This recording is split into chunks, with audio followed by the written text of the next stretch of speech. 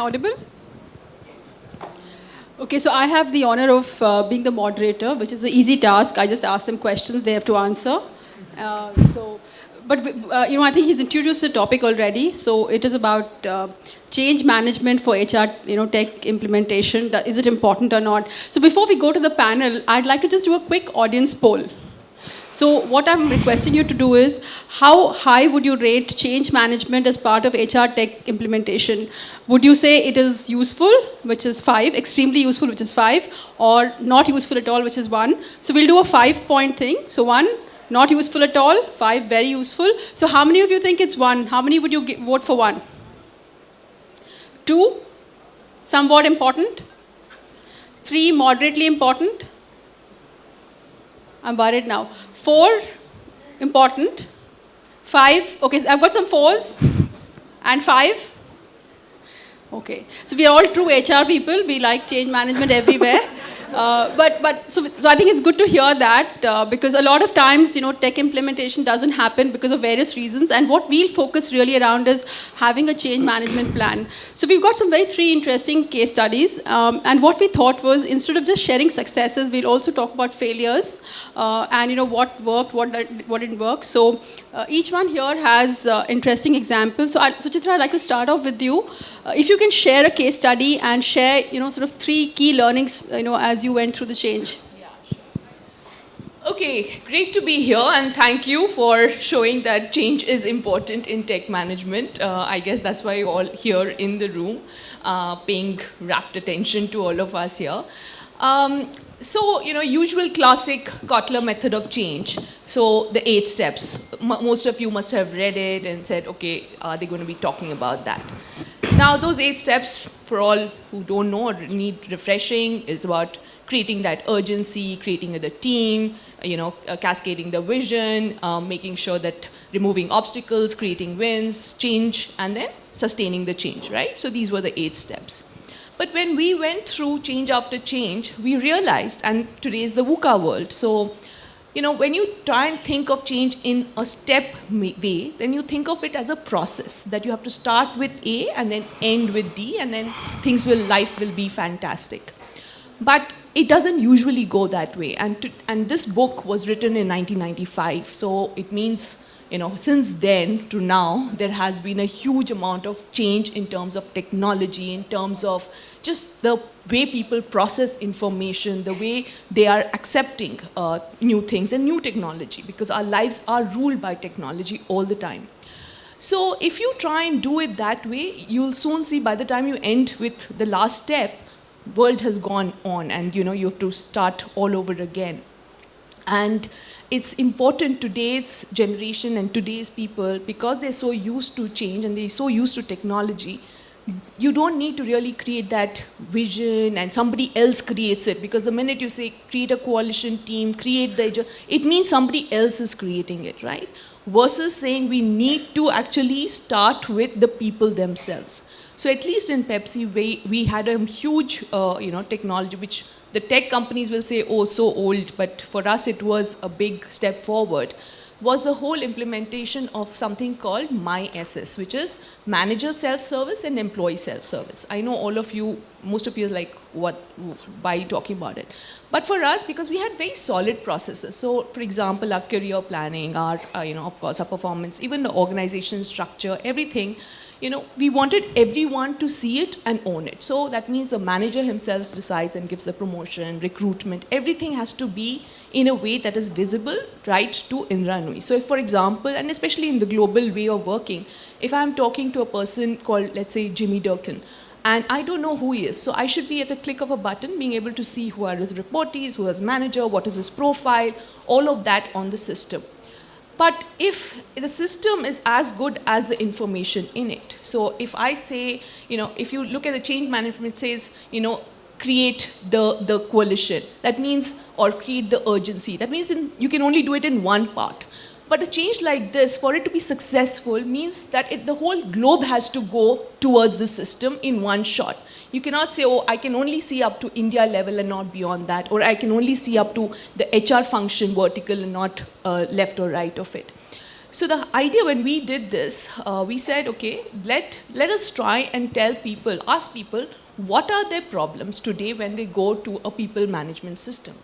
And of course, a lot of grievances came out. I don't know where my reportee is. When I look at his scores, they're all over the place. I don't know his profile. I don't know what he did last. I don't know what learning he went to. I don't know what his careers are. Nothing. So we collected a lot of that.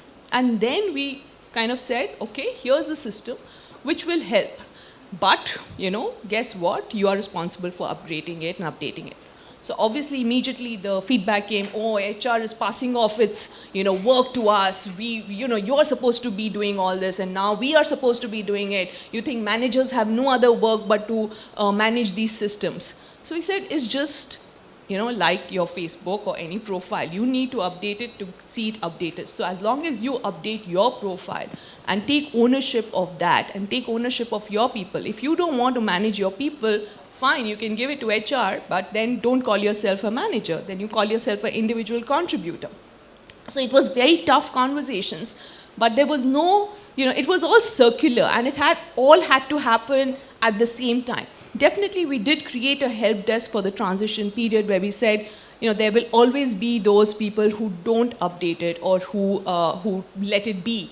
And we need to make sure that the HR does not step in. And even now we see some zealous HR people telling the manager, koi baat nahi, main kar dunga types. But we've kind of tried to tell, we've removed resources. So we've told them, okay, then, if this is the work you're doing, you don't need to be there. So kind of tried, and it's not, though it's a success, but it's a hard journey. I'm not going to make light of it and say, oh, it was stupendous and happened very easily. It didn't happen easily, and the change in mindset that somebody else has to take my people and update information of my people, or somebody has to update my own information sitting in an admin office, was a new thing for most people. But once the resources went off, and we said, even if the CEO has a problem, he can either approach the help desk at the first level, or he needs to know how to do it. So once the CEO started demonstrating that, and the beauty of it was, the power was that he could actually go and see the entire org structure. So that started becoming, and people said, hey, but this person doesn't report to me, or where's that person who actually is supposed to report to me? Why isn't he here? So when the real-time data started showing up and your profile started showing wrong, then that's when the power of the system started coming into play and people started taking much more ownership. And every time there was a career discussion, people would come and say, you know what, I was applying for this role, but somewhere I was not accepted, etc. I would say, does your profile say, you seem to say that you've done X, Y, Z, but look at your profile, it doesn't say anything. That's when it started clicking that, okay, for any career conversation, especially across the globe where a person doesn't know Suchitra from anyone else, they would look at the profile. So having a clearly updated profile made a lot of sense for their own success. So it was about individual success versus creating that urgency, the change, etc., etc. It was about the here and now, making it really live, and telling them that it's solving today's problem. So it's not about an organization problem, but it is about your own careers, your own DRs, your own team, your ability to manage, your ability to make sure you know who you're speaking to. And that, I guess, created that power. Thanks, Suchitra. In fact, yesterday there was a pre-conference session where we talked about HR tech implementation, and I think one of the points somebody made, I think Pankaj Bansali made this point about the fact that we do a lot of implementation, but we don't keep the employee in mind. So good. Thanks for sharing that. Chaitanya, you were going to share an example of a sort of a failure, and what are your learnings from there? So over to you. Yeah, I think it's there. Yeah. So you were asking a technology provider to share examples of why technology implementation fails. So that's quite tricky. You're the right person, absolutely the right person. Anyways, okay, I have a PPT. Is it possible?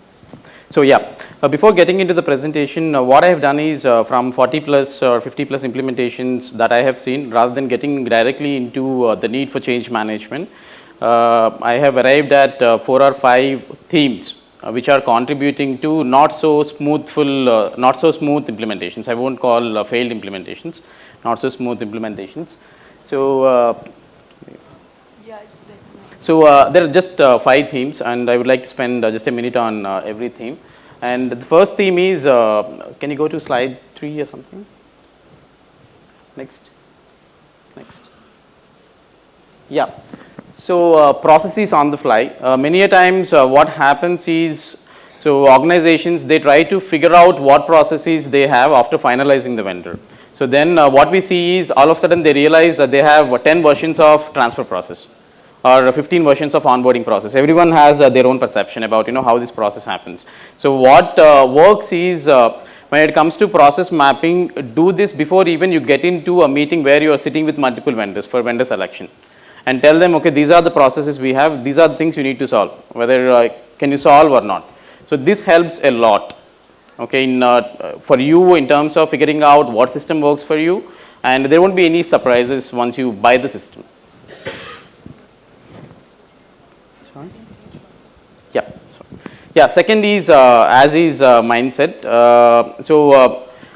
Here again, when it comes to tech implementations, what we feel is, okay, I have this process, my performance starts with self-review and then manager review. After that, it has to go through 5 reviewers, okay, L2, L3, L4, L5, L6, L7. So no system in the world gives you that sort of flexibility. So if anyone says, okay, I'll customize it for you, take it with a pinch of salt. So especially when everyone is moving towards cloud, there is nothing like 100% customization. So don't take decisions based on that vendor's promise. So that is where a lot of implementations fail. So right, so that's what. And coming to the organization's perspective, be ready to tweak your processes or change the processes when you are going for HR tech implementation. So it is a huge initiative that you are taking. So it is okay to hold everything for a minute and take that as an opportunity to streamline your processes rather than assuming, okay, my system gives whatever I am doing. Okay, so that is second thing I would like to highlight on. So can you change? Yeah. Next thing is Suchitra already mentioned garbage in, garbage out. So here I have a client who purged the data 6 times. Oh shit, okay. Now CEO is reporting to CEO. Take it. No, change. So these kind of things happen. So when we get into the discussions, people say, I want my HRIS to up and running in a week's time. Oh, well, I mean, you give me the data, I'll make it up and running. But are you sure? I mean, the data is accurate. So here, take time in streamlining the data. Take time in revising and correcting the data. So because one of my managers where I was working in EY, she used to say, sorry for using this, shitty presentation will always be a shitty presentation, irrespective of iterations you do. So if you want to make it right, you have to start from the beginning, from the scratch. All right, so that is where you have to spend enough time on getting the data right before getting into tech implementation. Tech implementation follows later. Okay, so these are not the parallel processes. Okay, these are sequential. Yep. And and many a times, so you spend 2 crores, 3 crores on buying the technology, and who is the person we are dealing with? Probably he would have joined a week back. He says, so, hey, we bought you, right? So, we hired this guy. This guy doesn't even know what is happening in the organization. So you bought that guy to implement HR tech. And you finalized a vendor, HR tech, a week back, and next day he joined to implement that.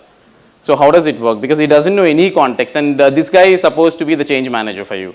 So how does it work? So it doesn't work. So wherever I have seen successful implementations, one key is, to a large extent, it depends on the project manager who is doing the change management and technology implementation with the client. And many companies, unfortunately, they think project management is vendor's responsibility. Yeah, so every vendor promises, I mean, this is the roadmap, this is the Excel sheet I keep updating. Okay, when we are trying to sell, we say 100 things. Okay, but when project management and change management is driven, so internally, then only it becomes successful. So to a large extent, he should be a project manager who preferably implemented HRIS before and supported by a good team aligned to individual modules, who knows your processes and your cultures very, very well. And this brings a lot of difference for any implementation. Yeah. Okay, for example, you bought a 5 crore system and 70% of the organization hasn't even logged into the system. So ideally, it's not giving you anything, you're not getting anything out of it. So do spend enough time on ensuring adoption is happening by spending enough time on change management and training. And, Thanks, Chaitanya. Very honest. I think when we go through the stalls now, we'll be looking at all the vendors and checking exactly what they have to offer us. Please do come to our stall. And I think you raised a very important point on data, and that is a separate discussion by itself. Who owns the data really? And I think all of us in HR struggle with data, and so that's a separate session altogether. But thanks for that. Venkat, you've sort of worked in an organization and you've worked in HR and operations, so you've obviously seen many successes and failures. So why don't you share some examples and also share some learnings that you've had over the years? All right, good afternoon. So I worked with Accenture for the last 15 years. We are a leading, I just want to clarify who we are because we get asked saying, are you consulting, are you technology? We are a leading digital services providing organization. We do many things. I just want to build on what Chaitanya said. The thought struck me. No amount of change management is actually good enough for a bad customer grade solution. So I think that's, even before change management comes, who is your solution catering to? And if that person is really the end user. And I think in my head that's emerging as I speak to more and more people today as the model of the story. And many of our own successes and failures in the last 15 years and experiments really have taught us those lessons. So what I want to do in the next 3 or 4 minutes is quickly share with you with examples how we look at technology in HR every single day. And I'm going to share with you 3 frameworks with which we look at it. I think the first framework is where are we on the artificial intelligence spectrum? So there is everything from guesswork to what happened, why it happened, so the reporting, the monitoring, the what's happening now, can you give me 5 more dashboards to, what will happen? Can I make this a little more predictive? To what decision should I make? So I think one of the things we have shifted to very consciously in the last 2 years specifically is to say, no matter where we are in this, even if we are doing guesswork, when we do the next solution, number 1, is it customer grade? Number 2, is it going up at least 1 point on the spectrum towards being more artificially intelligent? So that's really one. And a lot of this has really resulted in predictive analytics outputs that we've had across our various demographics of workforce. So we are around 200,000 people in the country, 5 businesses, and some of them are absolutely massive scale. And in order for our leaders to really zoom in on what they need to look at, I think the ability to have predictive analytics is extremely important.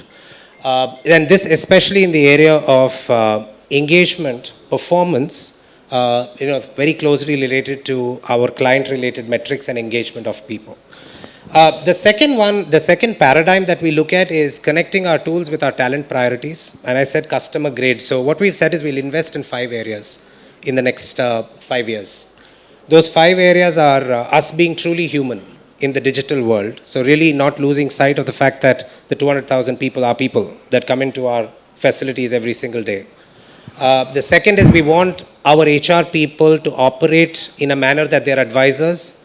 And I'll give you a very classic example. So we've heard of bots, we've heard of screening automation, we've heard of machines doing interviews. The question that our recruiters constantly ask us is, what do we do? Are we saying, can you go and be advisors? And nobody knows, firstly, nobody knows what to do when they're not doing it today. That's step 1 of change management. Step 2 is, even if they know it, it's a whole new meaning to the job itself. So we are looking at how can people engage in a very prescriptive, predictive manner and really not engage in transactions. The third place where we are investing heavily is our inclusion and diversity agenda.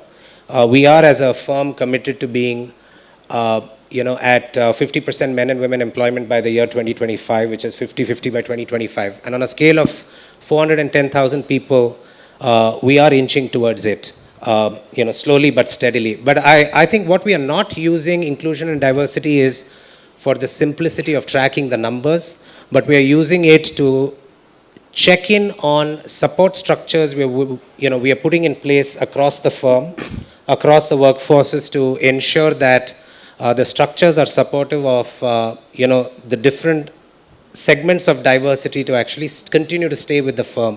And we are checking in with all of that we are measuring for that.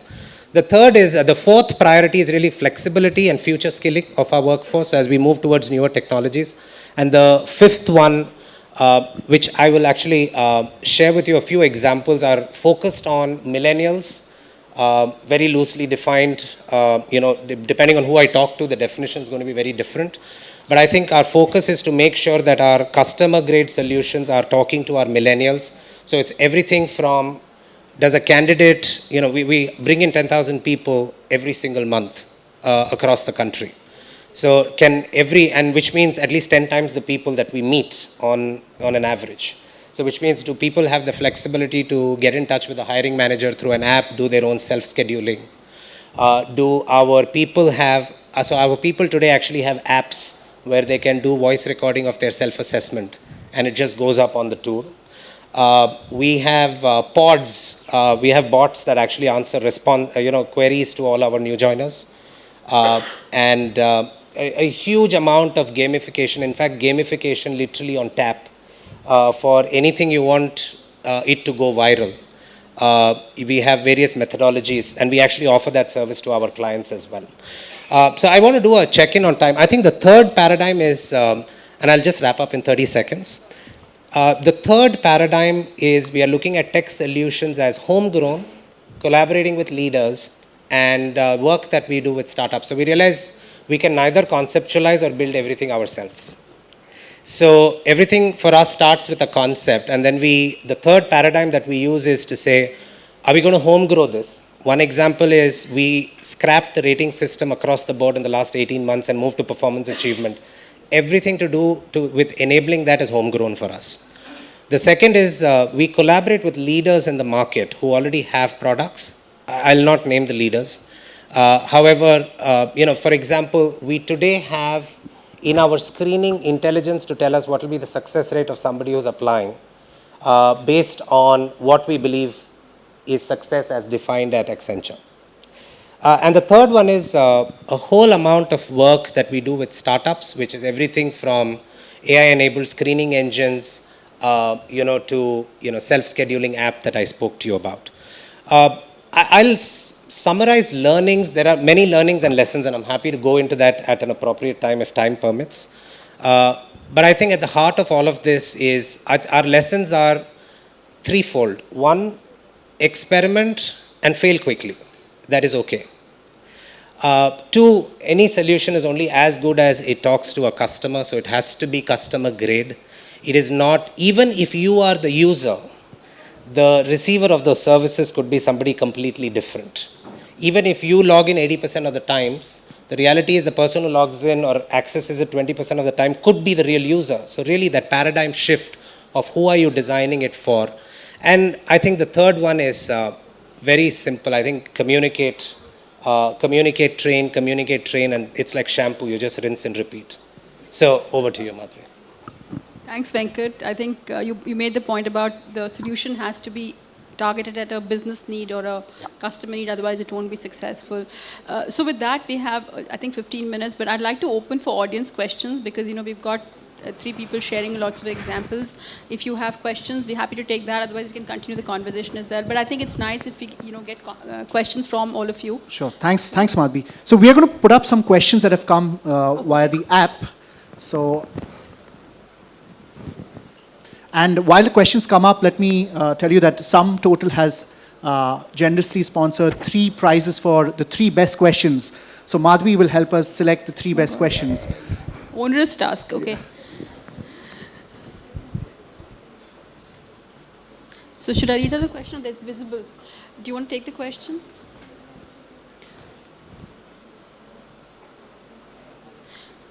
So question 1. So let me read question 1. Yep. It says, most organizations are crippled with internal IT project teams following waterfall models of development. Have you transformed your IT teams to be agile successfully? How do CHROs mitigate this challenge? Not all technology and implementation is cost effective to be outsourced or bought. Before I go to the panel, I can share an example at Deutsche Bank. So what we've done, obviously we've got a lot of technology challenges because over the years, every country, every business has developed their own technology solution.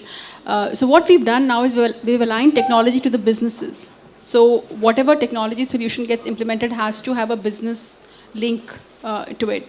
So the reporting lines of technology have gone from an infrastructure function to actually being part of the business itself. Over to anybody else wants to take that question? Any insights, Venkat? No, I shared that as the 3 frameworks. Okay. Sure. Let me read question number 2. In global organizations, there's a huge gap in strategic analysis in the space of ComBen. Are there any key tools that are being implemented in this space? For example, are we thinking on the lines of allowing real-time exceptions in pay or benchmarks for a leader on the basis of his or her business margins or revenue generation?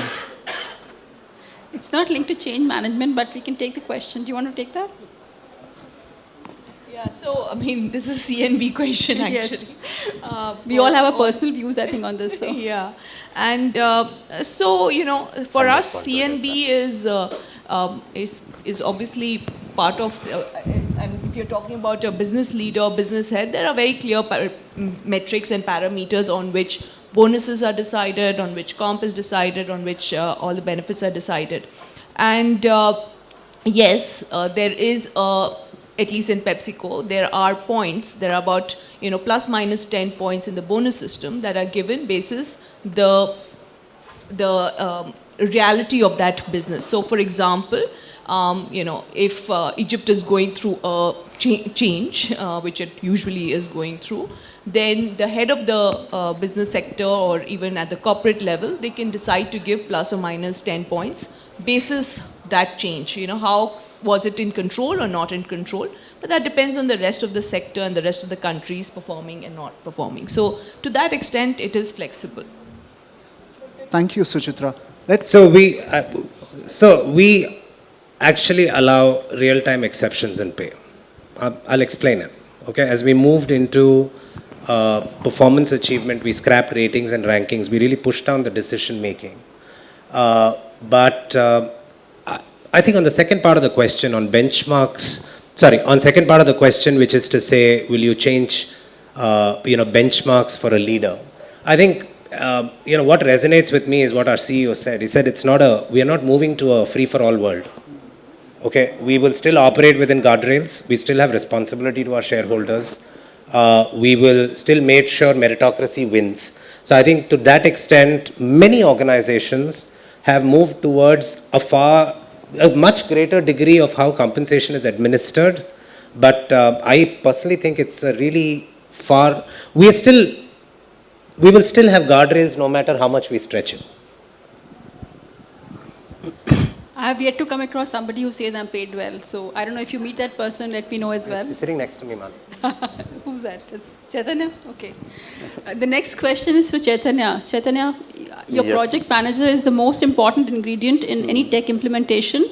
So can you share top 5 behaviors he or she has observed that such project manager or change leaders exhibit? Something that works, I guess. Sure. Yeah. Before Chaitanya can answer that, can we have the person who's asked this question stand up and just introduce himself or herself? Oh, okay. Yeah. Can someone send a mic there? Ma'am, can you just give your name and the organization you represent? So I'm Marlene. I'm currently setting up Arvind's e-commerce business in India. Okay. So I specifically asked this question because for the last 15 years I've been implementing, you name the provider, success factors, Oracle Fusion, Oracle's multiple versions, you just name it. And over the different organizations that I have worked for, so I started with Tesco, did their implementation of multiple solutions across 14 countries, then I went to Flipkart, did their implementation, now I'm with Arvind, and all across I've seen it's not the solution, right? Okay. I agree, there's no idea of a process map, it doesn't exist, okay? But the most important person is this project manager. Correct. Right? Yes. And that's the only thing, even today, when I look at companies and if I were to evaluate, what they did well, I see it's only this project manager. So I'm just trying to understand, since you're also bringing us another solution into the market, what are those behaviors that you've exhibited that this person should carry? Sure. So, yeah, thanks for the question. So, first one, I would say, rather than the behavior, one requirement is he should know the organization's priorities well. So, for some organization, getting the core, getting the payroll correct is important. That is a priority.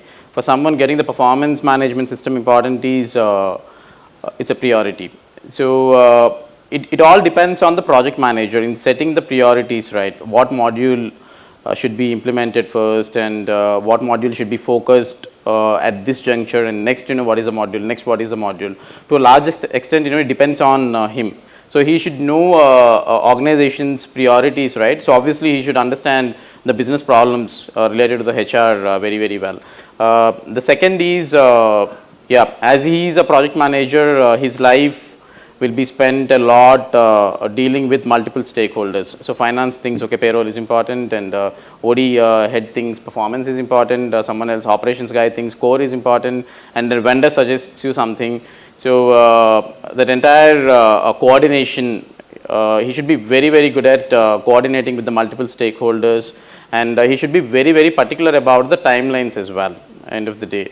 So, the coordination, ability to do the coordination, ability to stick to the timelines, and knowing the organization's priorities, and last but not the least, knowing all the processes, what organization has what organization wants to implement. So, knowing these processes, that also helps a lot. And fifth is, as I said, previous experience in handling, if not HRIS, some implementation, enterprise software implementation would really help.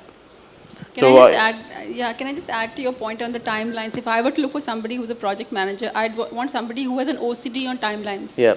Who really, really, is obsessed with completing things on time, and is able to escalate early. Correct. So that's one. Yeah, and for us, when we've seen many changes, actually we've seen that an HR person, especially if it's HR change, is able to do it much better than a tech person, because once in one place we had a tech person who made it so much jargon and complicated everything, so people thought it was some huge mega thing that was happening. And then we had an HR person with who made it really simple and said in really everyday language, this is what you need to do, this is what is going to help. So definitely an influencer, strong process driver, but somebody who can keep the audience engaged and influence people to come around and drive and take ownership. Chitra, I saw some smiles when you said an HR person who doesn't use jargon.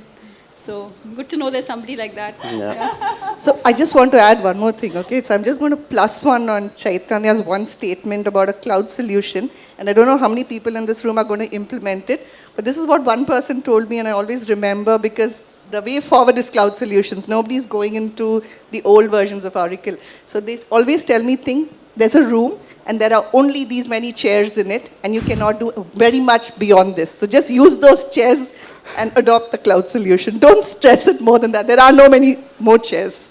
Sure, thanks. Let's take one last question, and the one that I'm going to choose is, how do you drive adoption other than push, since buying technology is easy but getting the business to use it is difficult? Business consider this as an HR responsibility. So can the person who's asked this question identify, yes, can we send a mic there? Your name and the organization you represent. And my request is, please keep the context brief, because I think it's easily understood. I'm Vikas, and I work for HCL Technologies. Like you were talking about, you have done global implementation. We also have done quite a few global implementation around HR tech. And largely the issue is around adoption. Right. And I remember Chaitanya said that we need to keep pushing, but I don't think so. All of us are doing it in some way or other, but we are where we are. And the adoption is a big problem, because business always comes back saying that my primary responsibility is getting a project, getting a business, not pushing my team to do these activities. And that tussle is going on for quite many years. So what are the other avenues we can perhaps leverage in our fraternity to push the adoption of HR tech? So pushing means not putting a mandate on the employees. Okay, you have to log into HRIS once, at least once every day. Probably it is not even required. Why do you want people to spend a lot of time on HRIS system? So when it comes to adoption, couple of things what are coming on the top of my mind are, to a large extent, it depends on intuitiveness of the system itself. So if you are buying a system which is very, very complicated to use, which takes 10 clicks to apply for the leave, or giving a feedback to someone else, or completing the review, etc. So adoption is definitely going to be very, very poor. So here the problem is a lot of systems are built keeping the admin or HR in mind. Okay, are we solving his problem or not? So are we solving this workflow or not? Very few systems are built keeping the end user in mind, whether this is intuitive for that guy or not. So while taking the decision, keep this as one of the important factors, and buy a system, okay, which provides good experience for end user as well. And second thing is, don't buy a lot of bells and whistles. So okay, one system for leaves, okay, this system for capturing engagement, this system for capturing feedback, this system for applying for the reimbursements, etc. So obviously this confuses hell out of anyone, or at least provide single platform with single sign-on where people can do everything. So the more systems you buy, the more logins you create for this user, the lesser will be the adoption. Take it for granted, the lesser will be the adoption. And one last thing, while buying, just ask yourself a question: do we really need it? Okay, if you think you absolutely need it, then you can also drive adoption. See, for example, a lot of people are talking about the bots. So for applying for a leave on a normal HRA system, all it takes is click, then select dates, and then apply. So why the hell I need a bot for that? Okay, hi, I want to apply for a leave. Which leave? Sick leave. Okay, from date, to date. Okay, who do you want to see? See, I mean, why do I enter six things? I mean, it is great. I can say, hey, I got a bot for leave application. I got a bot inside. So people can apply leave using the bot. But it is taking 2 minutes vis-a-vis 2 seconds. So if you buy that, so people may find it very fancy and use it. But trust me, second time, no one will going to use that. So, yeah, and I think for us, what worked is there's no alternative system. So there are no manual or any other Excel files floating around. So whatever reports, whatever we need to do, we do it extracted from this one source of truth. So that helps a lot. So there is no bypassing. If you, like I said, if you have to have a career conversation, the profile that will be used will be the profile from the system. So, that helps a lot. And Chaitanya, thank you for tempering my emotions about bots. You just punctured the balloon called bots for me for a few minutes. No offense. No offense, internet. I mean, no, but I just want to give it another spin. Adoption is, degree of adoption in my view is directly proportional to who do you write the value proposition of your business case with. That's pretty much it. If I don't write it with someone I want, who I want who should adopt the technology, it's pretty much downhill from there trying to fight the battle of adoption. So I think it's not just important about when you find a solution, who writes it, but who do you write it with becomes extremely important. Okay, I think that was the last question. We probably just have 1 minute. Sure. So very quickly, sum total is gift vouchers for the 3 best questions. So can I request Mansi Navlakam? I think Mansi asked 2 questions. So Mansi, the lady from, I think it was Arvind, and the last one from HCL, the gentleman. Can you please come and receive your gift vouchers? Or I think we're giving it to you right there. So thanks to the panelists, very engaging. Can I just do one, Sure, 40 please. seconds? So I always think that these sessions go on, there's a lot of discussion that happens. I just want to ask the panelists to share with the audience one must do and one must don't do kind of thing. Just clearly 2 seconds so that the audience can carry away some key learnings. So Suchitra, over to you. Yeah, so for me, it is what's in it for me is the question that needs to be answered from the employee perspective. Yeah. So for me, compare it with your vacation planning. So the success of your vacation depends on your itinerary preparation. So spend time on that. That's it. For me, who are you doing it for? Are you ahead? Are you catching up? Thank you. Thanks, everybody.